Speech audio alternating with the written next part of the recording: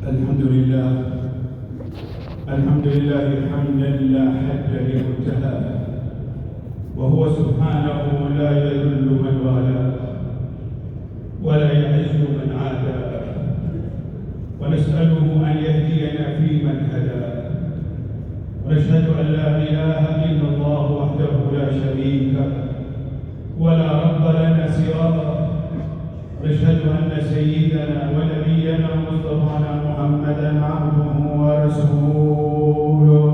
اللهم صل وسلم عليه. اللهم صل وسلم على سيدنا محمد وعلى آله وصحبه صلاة دائمة إلى يوم نلقاه. أما بعد فيا عباد الله، أوصيكم ونفسي بتقوى الله أيها المسلمون، واعلموا أننا بحاجة لأن نحث أنفسنا على الجد والاجتهاد في طاعة رب العباد لنرزق الهداية، ولا سيما ونحن نعيش هذا الشهر، شهر ذي القعدة الحرام، الذي هو أحد الأشهر الحرم التي نوه الله بشأنها وأمر بتعظيمها وجعله من الدين القيم، أي الملة المستقيمة. فاعملوا فيها فإنها من أحب الزمان وأفضله للعمل الصالح، واحذروا من المعاصي ولو بعد حين. فقد قال شيخ الإسلام زكريا الأنصاري رحمه الله: من عزم على ترك واجب أو عزم على فعل محرم ولو بعد سنين أثم الآن. فانتبهوا رحمكم الله وعظموا ما عظم الله، وإن تعظيمنا لهذه الأشهر خير لنا وعلامة على تقوى قلوبنا، ذلك ومن يعظم شعائر الله فإنها من تقوى القلوب. فأقبلوا على الله فيها واستحضروا عظمته وعطاءه لعباده، فإن سلف الأمة كانوا يعظمون هذه المواسم ويذكرون بعضهم بعضا بها ويعرفونهم قدرها، لأنهم كانوا يعلمون أن الأعمار تمر، وأن الحياة الدنيا قصيرة لا تمر، فالدنيا دار ممر والآخرة هي المقر والمستقر.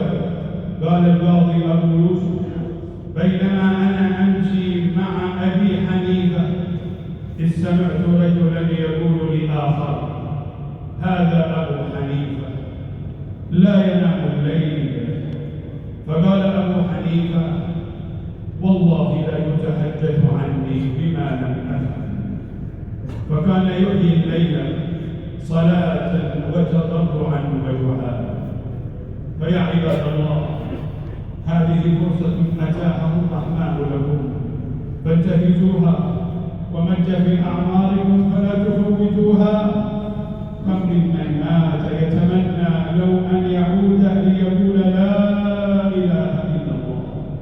وأكثروا منها عباد الله، وجددوا بها إيمانكم، فإنها مكفرة ومطهرة ومنورة. ولا تدعوا بعد انصرافكم من جمعتكم من قول سبحان الله العظيم وبحمده 100 مرة، فإنها محببة مثقلة ومزكية ومعينة. لما أحس لقمان بدنو أجله قال لابنه: يا بني، لقد جمعت لك حكمتي ووصيتي في 6 كلمات: اعمل لدنياك بقدر إقامتك فيها، واعمل لآخرتك بقدر بقائك فيها، واعمل لله بقدر حاجتك إليه، واعمل من المعاصي بقدر ما تتحمل من العقوبة. وإن أردت أن تعصي الله فابحث عن مكان لا يراك فيه، وإذا سألت فاسأل الذي يسأله الخلق جميعا. اللهم عرفنا وبصرنا ولكل خير فوفقنا، ولا تحرمنا فضائلك النازلة في هذا الموسم العظيم، وثبتنا على الإسلام حتى نلقاك وأنت راض عنا ويسلم على من زاده الله شرفا وتعظيما، فقال ولم يزل قائلا عليما: إن الله وملائكته يصلون على النبي يا أيها الذين آمنوا صلوا عليه وسلموا تسليما.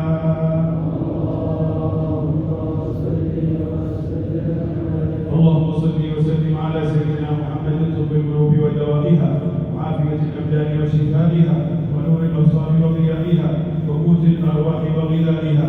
اللهم صل وسلم على سيدنا محمد سيد الأولين والآخرين، وارض اللهم عن خلفائه الراشدين ساداتنا وأئمتنا في الدين أبي بكر وعمر وعثمان وعلي، عن الحسن والحسين وأمهما فاطمة الزهراء، عن أهل بيته أجمعين وأزواجه وسائر أصحابه وأتباعه إلى يوم الدين.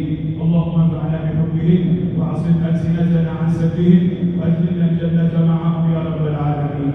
اللهم اغفر للمؤمنين والمؤمنات والمسلمين والمسلمات الأحياء منهم والأموات إنك قريب مجيب الدعوات.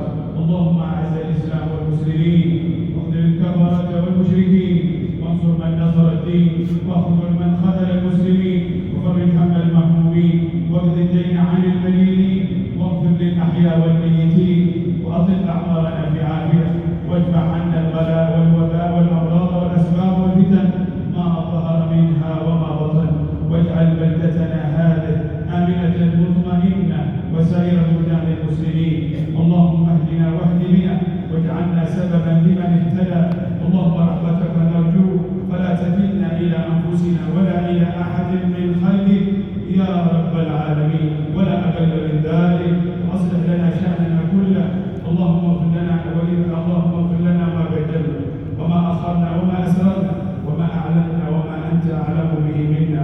أنت المقدم وأنت المؤخر، لا إله إلا أنت. اللهم أصلح من في صلاحه صلاح الإسلام والمسلمين، وأهلك من في هلاكه صلاح الإسلام والمسلمين. ربنا آتنا في الدنيا حسنة وفي الآخرة حسنة وقنا عذاب النار.